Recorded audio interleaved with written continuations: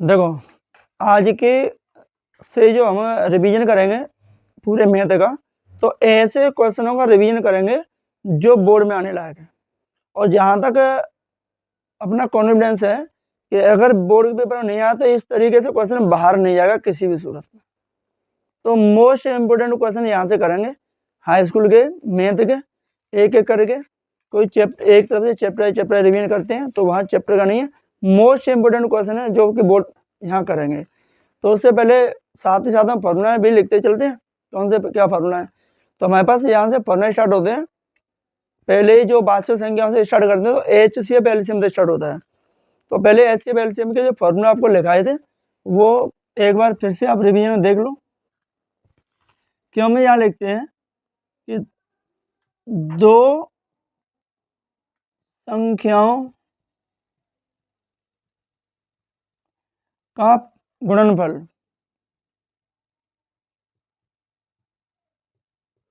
दो संख्याओं का जो गुणनफल होता है वो उन दो संख्याओं के HCF और LCM के गुणनफल के बराबर होता है। यानी उन्हीं दोनों संख्याओं का HCF इंटू LCM, दोनों संख्याओं के LCM और HCF का गुणा करेंगे तो उन दोनों संख्याओं का गुणा करके जो आंसर आएगा और उनके LCM HCF का जो आंसर आएगा वो इक्वल ही आएगा। इसलिए जो गुणा करके आंसर आता है उसको बोलते हैं गुणनफल, जो जोड़ के आंसर आता है उसको बोलते हैं योगफल, जो घटा के आंसर आता है उसको बोलते हैं अंतर। ठीक है, और जो भाग करके आंसर मिलता है हमें उसे बोलते हैं भागफल। ठीक है, तो यहाँ से यह भी लिखें कि हमें एक संख्या दी हुई है और दूसरी संख्या हमें निकालनी है। तो उसके लिए आप यही लिखोगे HCF इंटू LCM अपॉन में दूसरी संख्या। अगर दूसरी संख्या निकालनी है तो दूसरी संख्या को यहाँ लिख लो, तो बट्टे में यानी पहली संख्या से भाग लगा दो। HCF इंटू LCM के गुणनफल में पहली संख्या से भाग लगा दो, तो उसे एक संख्या लिख लो या पहली संख्या लिख लो। ठीक है, इस तरीके से। तो फॉर्मूला का में से बने, इसी में से बन रहा है। यदि HCF निकालना है तो दोनों संख्याओं का गुणनफल, यानी दो संख्याओं का गुणनफल, या आप इनको ऐसे लिख सकते हो कि एक संख्या इंटू दूसरी संख्या। अगर HCF निकालना है तो उन दोनों संख्याओं के LCM का भाग लगा दो। ठीक है, और अगर LCM निकालना है तो आप इनको ऐसे भी लिख सकते हो, एक संख्या इंटू दूसरी संख्या, भाग कायदे लगाना है। अब LCM निकालना है तो HCF से भाग लगाना है। तो यहाँ से स्टार्टिंग होती है। ठीक है, तो ये है। तो पहला मोस्ट क्वेश्चन यहीं से पकड़ते हैं, क्या क्वेश्चन है। ठीक है, तो देखिए, बाकी बाद में आप जानते ही हैं कि सम संख्याएं जिनमें दो से भाग जाए, विषम जिनमें दो का भाग ना जाए। ठीक है, उसी तरह प्रकार हमारे पास पहला जो क्वेश्चन आता है वो आपका क्वेश्चन है। तो क्वेश्चन तो आपको मिल जाएगा। ठीक है, पहला क्वेश्चन है 65 और 117 यानी 65 और 117 का जो HCF है उस HCF को, यानी 65 और 117 है के HCF को 65M माइनस 117 के रूप में दर्शाया गया है। दर्शाया गया है तो हमें क्या करना है, HCF ज्ञात करना है। तो HCF नहीं, M की वैल्यू हमें निकालनी है। तो देखो हम क्या लगेंगे कि यहाँ 65M माइनस 117 को 65 इन दोनों का HCF, यानी HCF कितने का निकालना है, 65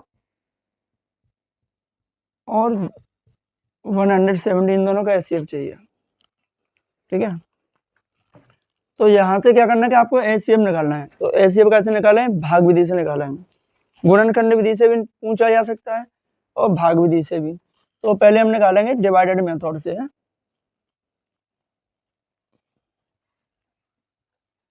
तो देखिए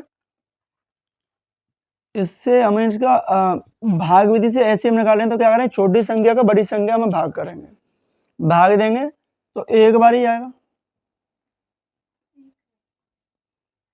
कितना मिलेगा, 60 बार माइनस करो कितना मिलेगा, 2 और 5 इतना। अब इसका डिवाइड देंगे इसमें, कितनी बार जाएगा, एक बार। 52 माइनस करेंगे तो 13 आएगा। 13 का डिवाइड 52 में, जब तक शेष जीरो ना आ जाए तो कितना है, 4 बार 52, जीरो आ गया। एचसीएफ कितना आ गया, 13 आ गया। तो जो एचसीएफ है इनका, एचसीएफ है वो कितना, 13 है। तो यहाँ लिखेंगे 65m माइनस 117 इक्वल टू, इनका जो एचसीएफ निकाल के आया वो कितना आया, 13। दोनों का एचसीएफ जो निकाल के आया वो 13 आ गया। इसमें तो m है नहीं, इसको ट्रांसफर करेंगे तो 65m इक्वल टू मिलेगा 113 प्लस 170। तो 65m कितना हो गया, 130 हो गया। दोनों को जोड़ेंगे तो इतना हो गया। तो m इक्वल टू 130 अपॉन 65, इससे कैंसिल 2 बार, तो m की वैल्यू कितनी आ गया, 2 आ गया। ठीक है, ये आ गया इसका। और इसमें अगर इनका एलसीएम में पूछे तो आप एलसीएम वाला फॉर्मूला लगा सकते हैं। तो बहुत सबसे ज़्यादा मोस्ट इम्पोर्टेंट क्वेश्चन है जो पेपर में आता ही आता है।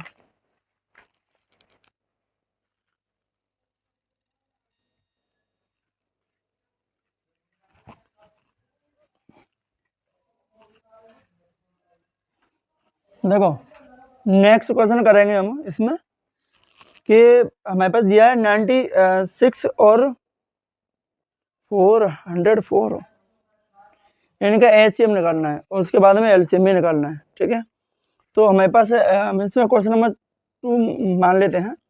तो 96 और 404 का एचसीएफ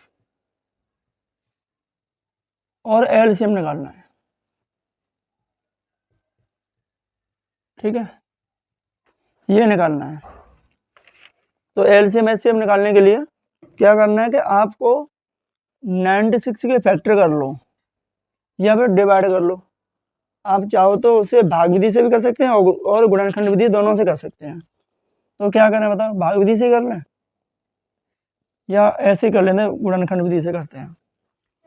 तो यहाँ 96 के फैक्टर करो 400 और 404 के,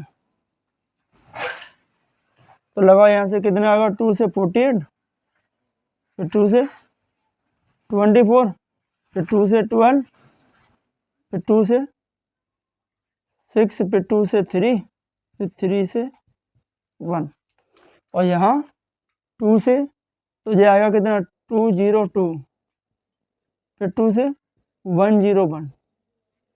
और यहाँ तो किसी का जाने वाला है नहीं, 101 तो एक अभाज्य संख्या, प्राइम नंबर है, उसमें तो किसी का जाएगा नहीं, किसी का भी नहीं जाएगा, तो ऐसे ही देना पड़ेगा 1 बार, है ना। तो ये एक कितना आएगा, 2 2 के 5 हो गए,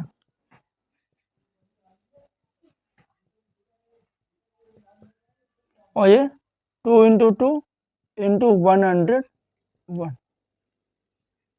अब एचसीएफ निकालना है, तो एचसीएफ के लिए जो मिलने हैं वही लेने हैं, जो संख्या मिलेंगी वही लेनी है। तो 2 इंटू 2 यानी एचसीएफ मिल गया 4। अब इसका एलसीएम भी निकालना है, तो एलसीएम भी निकाल लो। अब एलसीएम के लिए क्या है, ये कि ये रख लो बस। यहाँ से अगर एलसीएम फॉर्मूले से निकालना चाहे तो फॉर्मूले से निकाल लो, नहीं तो जो मिल रही हैं वो एक एक लेने हैं, जो नहीं मिल रहा वो सब लेने हैं। तो यहाँ हमारे पास 2 तो जोड़ा मिल ही रहे हैं, बाकी ये नहीं मिल रहे। ठीक है, यानी ये तीनों नहीं मिल रहे, ये तीनों ले लिए। 3 नहीं मिल रहा, 3 को भी ले लो, और 101 को भी ले लो। अब इनका मल्टीप्लाई कर लो, कितना आएगा,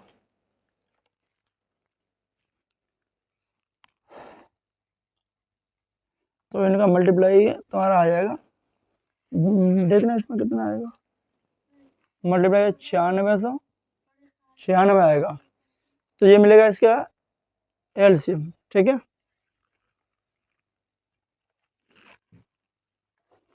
तो ये हो गया। इस तरीके से हमें जो मिल रहा है वो एक ही लेना है इस शेप में, और एलसीएम में जो मिल रहा है उनमें से एक एक लेना है, जो नहीं मिल रहा वो सब लेना है, ठीक है। इसके बाद में एक और मोस्ट इम्पोर्टेंट क्वेश्चन फॉर्मूला जो लिखा है तो उससे यूज करके करेंगे कि हमारे पास दिया हुआ है। अगला नेक्स्ट क्वेश्चन है, यदि HCF 306 and 657 इक्वल टू 9 दिया हुआ है, तो हमें इसका एलसीएम निकालना है। 306 and 657 इसका एलसीएम निकालना है। तो एलसीएम निकालने के क्या दिया, दो संख्या दी है, ठीक है। तो दो संख्या हो गई कितनी, आपकी दो संख्या हो गई 306 और 657। तो फॉर्मूला लगाना है एलसीएम का, यानी एलसीएम हमें निकालना है। तो हमने लिखा था दो संख्याओं का गुणनफल,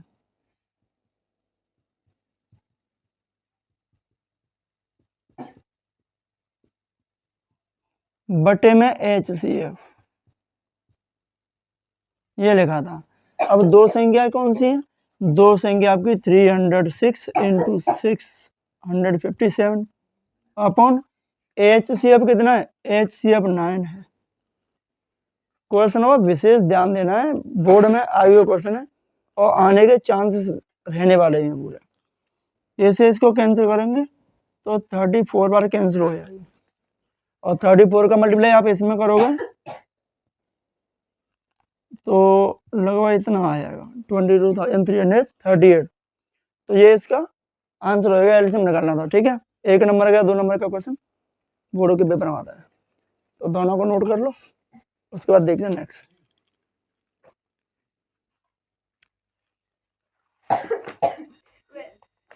देखो इस तरीके से अगर कोई सा भी एचसीएफ या एलसीएम आए तो वो आपको करना है, ठीक है। जैसे 26 और 91 का हमें एचसीएफ या एलसीएम दोनों निकालना है, तो कोई से भी संख्या आए आपको इस तरीके से आपको एलसीएम एचसीएम निकालने हैं। उसमें पूछेगा कि फैक्टर विधि से करना है, गुणनखंड विधि से करना है, तो फिर इस तरीके से निकाल देना। ये क्वेश्चन सबसे ज़्यादा मोस्ट है, ठीक है। तो ऐसे क्वेश्चन एक एक क्वेश्चन कराते हैं, बाकी ऐसे क्वेश्चन जो भी है मैथ में अनसोल्व में वो आपको खुद अपने आप करने हैं।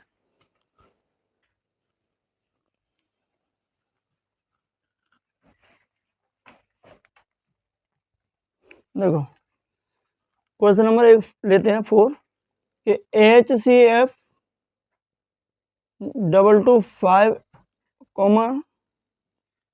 60 equal to 225 into 5 minus 10x।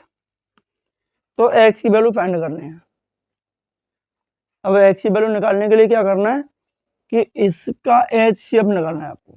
पहले ये क्या निकालना है, HCF। तो HCF अब ऐसे सवालों के लिए हम यहाँ HCF के लिए फैक्टर विधि नहीं भाग विधि यूज करेंगे, क्योंकि भाग विधि से जल्दी हो जाता है। तो 60 का डिवाइड देंगे 225 में, ठीक है। कितनी बार जाएगा, 3 बार 180।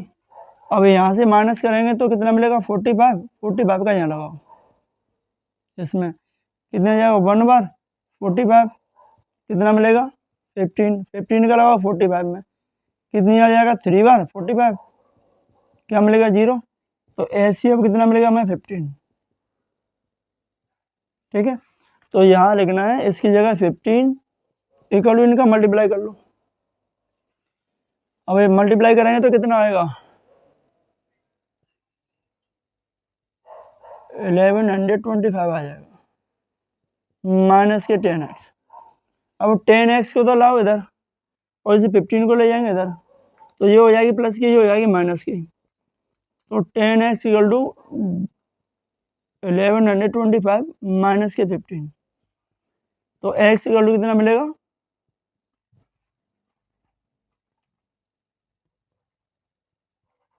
0 अपॉन में 10, तो 10 का डिवाइड करेंगे तो कितना आएगा 111 आ जाएगा, ये ट्रिपल 1 आ जाएगा। ठीक है, तो ये लिख लो।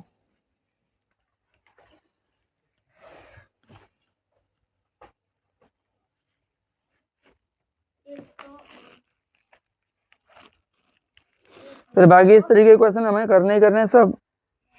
ठीक है, इसके बाद में यही प्रोसेस रह जाती है इसमें। उसके बाद आते हैं अपर में संख्या सिद्ध करने वाले, तो इसे नोट करो। फिर अपर में संख्या वाले सिखाते हैं कौन कौन सी अपर में संख्या किस तरीके से सिद्ध करनी है। देखिए, अब प्रूव करना है हमें अपर में संख्या। तो अपर में संख्या के दो कॉन्सेप्ट हैं। एक तो ओनली एक संख्या है जिसे अपर में संख्या सिद्ध करना है। ठीक है, जैसे हमें यहाँ प्रूव करना है, सिद्ध कीजिए कि √2 एक अपरमेय संख्या है। ठीक है, ये हमें सिद्ध प्रूव करना है। देखो, यहाँ हमारे पास √2, √3, √5 अपरमेय संख्या सिद्ध करने के लिए क्वेश्चन बोर्ड के पेपर में आ ही जाता है और बहुत ही मोस्टली क्वेश्चन है। ठीक है, तो यहाँ सॉल्व करते हैं तो लिखते हैं कि a/b एक परमेय संख्या है।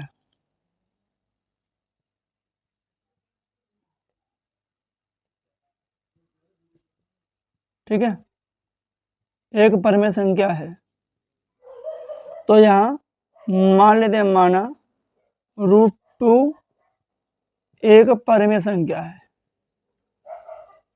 अब जो परमेय संख्या है, तो हमारे पास ये टॉपिक है मैंने इसमें बराबर रखने के लिए, वो है पूरा परमेय संख्या।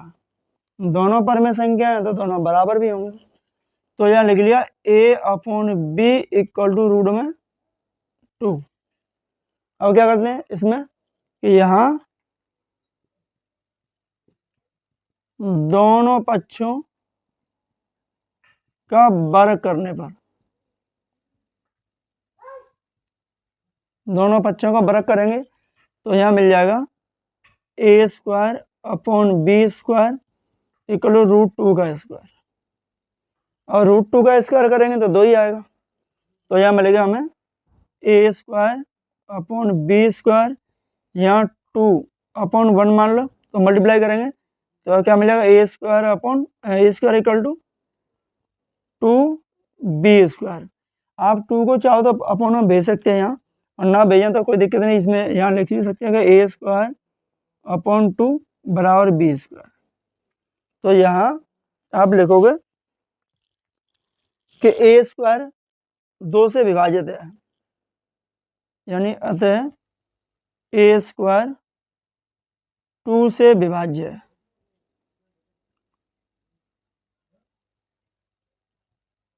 टू से विभाज्य है तो हमारे पास जो a है, a भी 2 से विभाज्य होगी।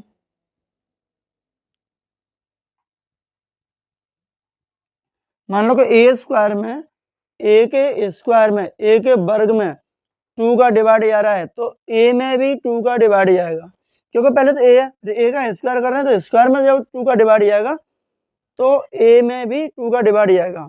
ठीक है, तो हम मान लेते हैं, माना a इक्वल टू 3 के रखने पर।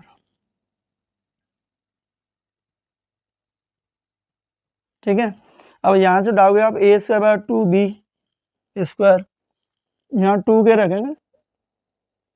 ठीक है, 3 के नहीं 2 के, तो ये मिलेगा हमें, यानी a² इक्वल टू 2b²। ये वाला टॉपिक उठाया यहाँ से। अब यहाँ a की वैल्यू क्या रखोगे 2 के, तो 2k का square equal to 2b square. तो इसका स्क्वायर क्या मिलेगा, 4k square equal to 2b square.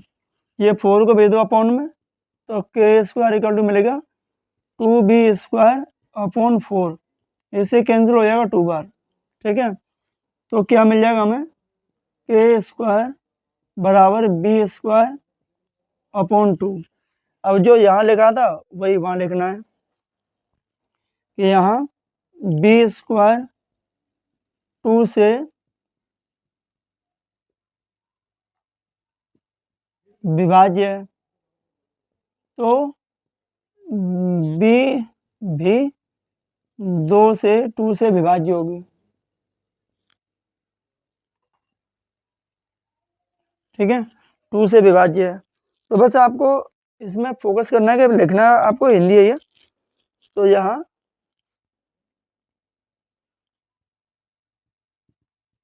आता है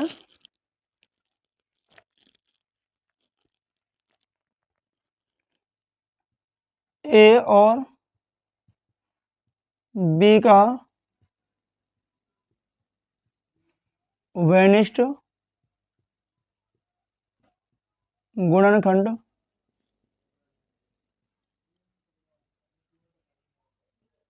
टू है। मतलब a और b दोनों में 2 का भाग जा रहा है, ठीक है। तो a में भी यहाँ पे b स्क्वायर अपॉन 2 या a स्क्वायर अपॉन 2, तो a में भी 2 का डिवाइड जा रहा है और b में भी 2 का डिवाइड जा रहा है, दोनों में जा रहा है, ठीक है। तो 2 है,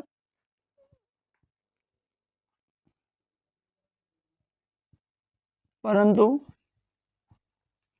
इस तथ्य में विरोधाभास उत्पन्न होता है।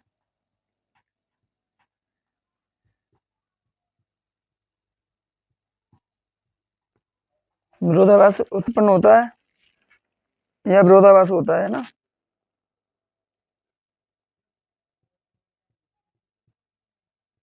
विरोधाभास होता है ना,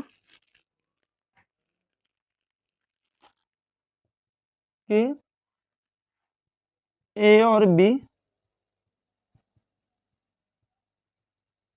सह अभाज्य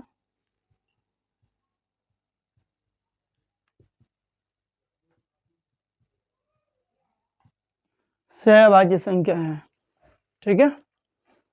तो हम यहाँ लिख सकते हैं, अतः √2a का परमेय संख्या है, √2 एक अपरिमेय संख्या है।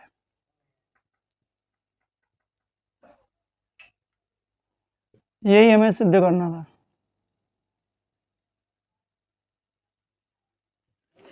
तो देखो, यानी ये ओनली इतना बड़ा इसलिए सिर्फ ओनली एक पूछा है, √2। √2 एक अपरिमेय संख्या है, तो a/b या p/q x/y m/n जो भी है वो एक क्या होगी, परिमेय संख्या होगी। तो √2 भी ये हमने मान लिया कि √2 एक अपरिमेय संख्या है। जब दोनों ही परिमेय तो दोनों को रख लो, तो यहाँ रख लिया, फिर दोनों बच्चों का स्क्वायर कर दो। स्क्वायर कहते हैं a square upon b square, यहाँ √2 का स्क्वायर कितना मिलेगा, 2 मिलेगा। क्रॉस मल्टीप्लाई करेंगे तो b का गुणा मल्टीप्लाई होगा 1 में, 2 में, और 2 का 1 का होगा a में, तो a स्क्वायर 2b स्क्वायर यहीं छोड़ दो, या फिर 2 को अपॉन में भेज दो। अब अपॉन में आ गया तो हर का क्या काम होता है, अंश में भाग लगाना। तो 2a स्क्वायर में डिवाइड कर रहा है, तो जब 2a स्क्वायर में डिवाइड कर रहा है तो 2a में भी डिवाइड करेगा, यानी a स्क्वायर 2 से विभाज्य है तो a भी 2 से विभाज्य होगी, ठीक है। क्योंकि किसी संख्या के स्क्वायर में 2 का भाग जा रहा है तो संख्या में भी 2 का डिवाइड जाएगा, इसलिए हम मान लेते हैं कि a = 2 के रखने पर। और ये वाला टॉपिक हमने उठाया, इसमें रख दिया a स्क्वायर 2b स्क्वायर, तो a की जगह क्या माना हमने, a की जगह माना 2k, तो 2k का square equal to 2b square, ठीक है। तो इसका स्क्वायर 4k, 4 को अपॉन में भेज दो, ये हो गया। तो k स्क्वायर इक्वल टू मिलेगा b स्क्वायर अपॉन 2। अब b स्क्वायर अपॉन 2 आ गया, तो यहाँ b स्क्वायर 2 से विभाज्य है तो b भी 2 से विभाज्य होगी। अब हमारे पास देखते हैं कि a और b का एक वैनिष्ठ गुणनखंड है, वो 2 है, जो कि 1 के अतिरिक्त है, जो हमने लिखा नहीं है, जो कि 1 के अतिरिक्त है। तो इसलिए इस तथ्य में विरोधाभास उत्पन्न होता है। विरोधाभास उत्पन्न होता है तो ए और बी हमारे पास कैसी संख्या होंगी? सहभाज्य। सहभाज्य संख्या होती है जिनका HCF 1 होता है, तो सहभाज्य संख्या होगी। तो इसलिए हमारे पास √2 है, वो क्या है? एक अपरमेय संख्या है। ठीक है, इसको लिखो। और इसी तरह देखो √3 का भी करके दिखाएंगे आपको।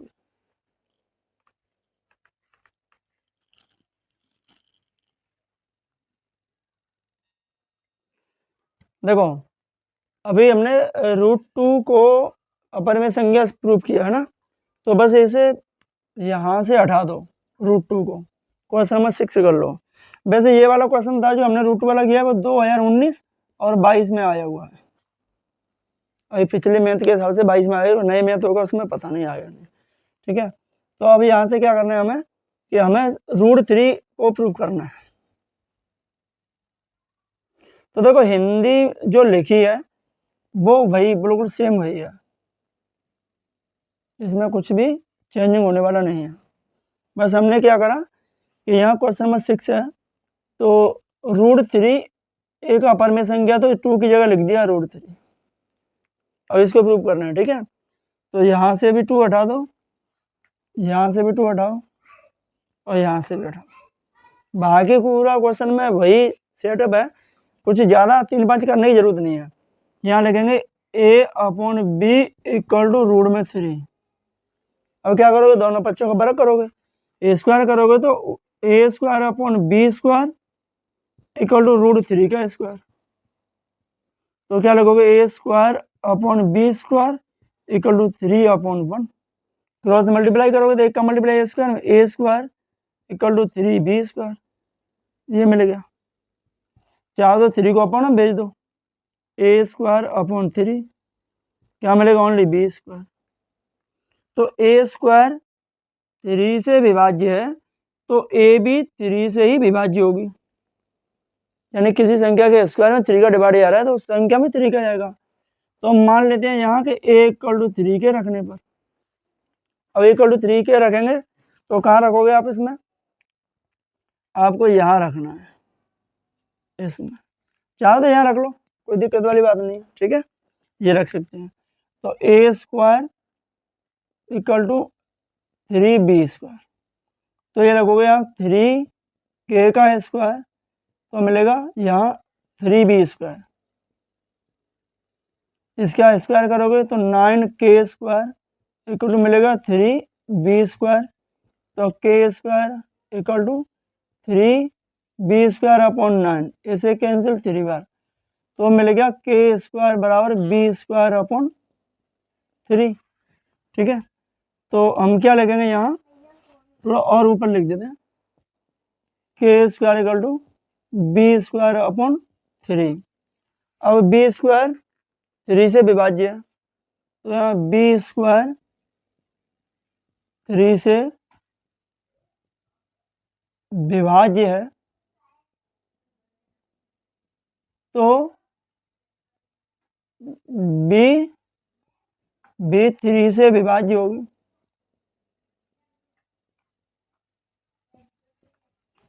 थ्री से विभाज्य है, तो बस कंडीशन सेम वही बन गई।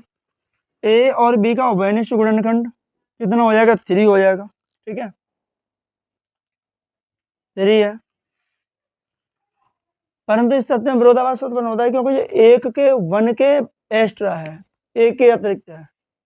आप लिख सकते हो यहाँ गुणनखंड 3 है जो कि 1 के अतिरिक्त है, परंतु इस तथ्य में विरोधाभास उत्पन्न होता है। तो सहभाज्य संख्या होंगी तो क्या मिलेगा? √3 का अपरमेय संख्या है। तो हो गई कंडीशन, वही चेंजिंग तो नहीं हुई कुछ भी, वही हिंदी रही आपकी, कोई चेंजिंग वाली बात नहीं आई। तो कंडीशन एक ही रहेगी। अब √5 आए या √7 आए, √2 आए या √3 आए, कंडीशन इसी को फॉलो करना है आपको। तो समझ लो कि 100% क्वेश्चन रहने वाला है पेपर में। ठीक है, तो ये भी क्वेश्चन आपके बोर्ड के एग्जाम में आया हुआ है, सन 2022, 20-22 दोनों में आया हुआ है। ठीक है, चलो नोट करो इसको।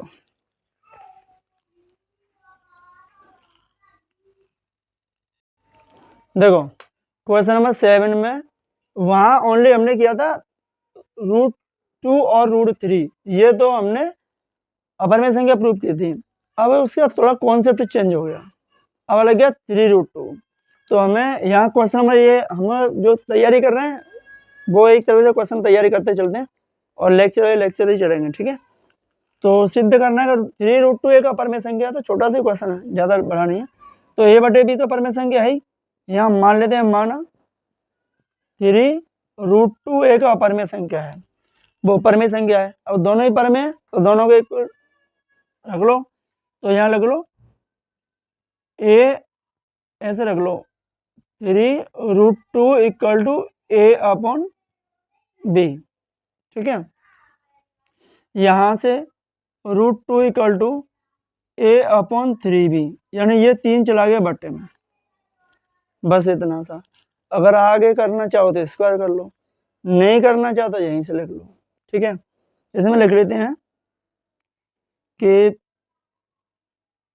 3a और b क्या है, पूर्णांक है। 3a और b पूर्णांक है, ठीक है। तो यहाँ लिखते हैं, अतः a/3b एक परमेय संख्या है, ठीक है। 3a/3b एक परमेय संख्या है,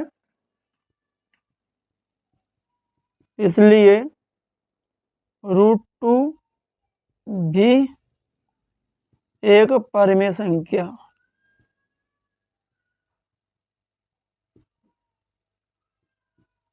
एक परमेय संख्या होगी, ठीक है।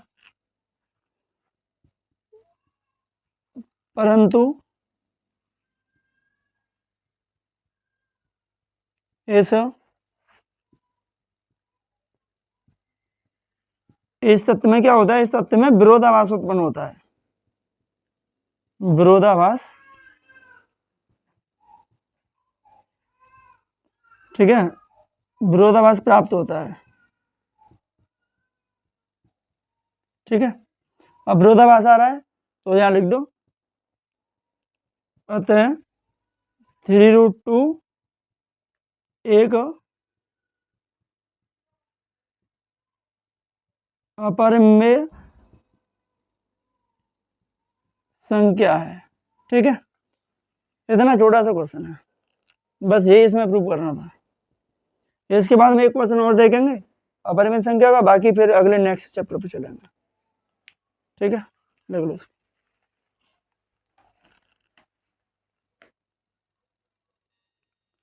देखो अपरिमेय संख्या का एक क्वेश्चन और जो भी है इसमें समझ लो, बाकी आपका रिवीजन करना है। ये भी क्वेश्चन लगा 2020 और 22 में आया हुआ है, ठीक है। इस तरीके का क्वेश्चन भी मिल जाता है, तो क्वेश्चन 4 नंबर का भी आ जाता है पेपर में, 2 नंबर का भी आता है। अब हमें दर्शाइए 5-√3 एक अपरिमेय संख्या है, या सिद्ध कीजिए कि 5-√3 एक अपरिमेय संख्या, एक ही बात है। तो मान लेते हैं कि a/b एक परमेय संख्या है,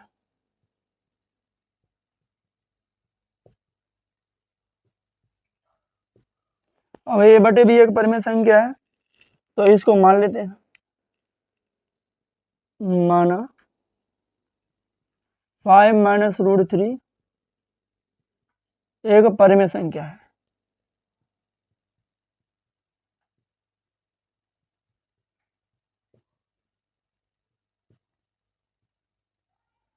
परमेय संख्या है। तो दोनों कैसी संख्या है, दोनों परमेय संख्या है, तो दोनों परमेय, तो दोनों को एक दूसरे के बराबर में रख लो। तो ये रख लो कि a/b, या ऐसे रख लो 5-√3 इक्वल टू a/b, क्या a/b बराबर 5-√3 कुछ भी रख लो, √3 को इधर ट्रांसफर कर दो, a/b को इधर लाओगे, तो a/b इधर आई तो क्या हो जाएगी, माइनस की हो जाएगी। तो इसे लिखेंगे 5 - a/b इक्वल टू √3, इतना हो गया। अब क्या करना है, इसके अपन 1 मान लो, एलसीएम क्या मिलेगा b, तो इसका मल्टीप्लाई यहाँ करेंगे तो मिलेगा 5b - a इक्वल टू √3, इतना कर लो। बाकी इसके दोनों पक्षों को वर्ग करके भी कर सकते हैं, ना करें तो हम इतना भी छोड़ सकते हैं। ठीक है, तो हम यहाँ लिख सकते हैं कि ए बी व 5 क्या है, पूर्णांक।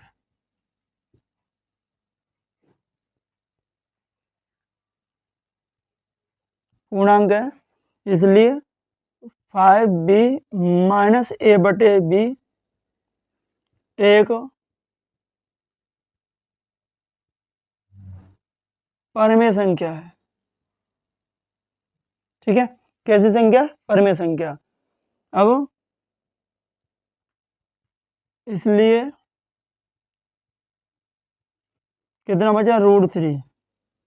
√3 भी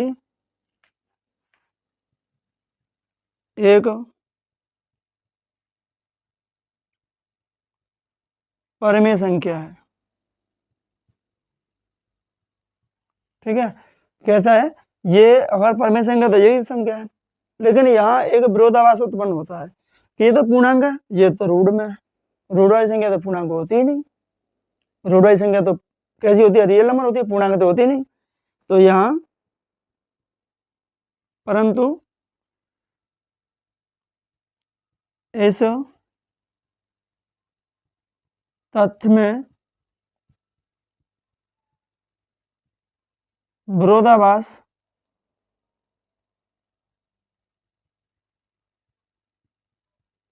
प्राप्त होता है कि √3 एक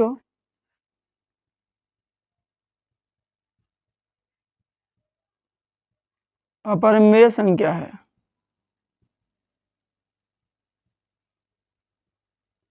ठीक है, अपरिमेय संख्या है।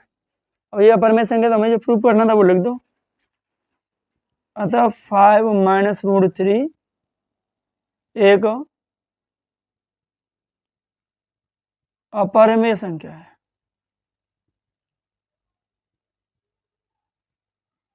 ठीक है, बस यही प्रूव करना था।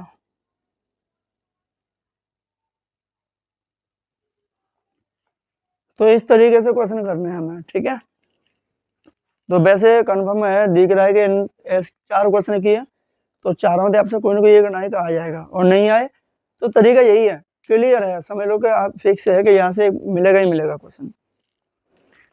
तो ये रहेगा हमारा पहले चैप्टर का। बाकी अब नेक्स्ट चैप्टर पे चलते हैं, पॉलिनोमियल्स, बहुपद पे।